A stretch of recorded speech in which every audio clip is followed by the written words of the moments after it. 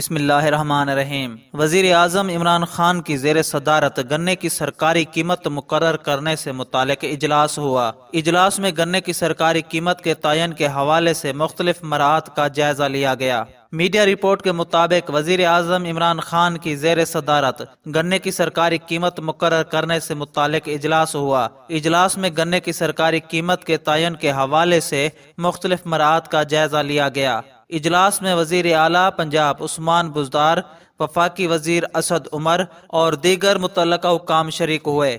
وزیر اعظم عمران خان نے صوبوں کو عملی اقدامات کرنے کی ہدایت کی۔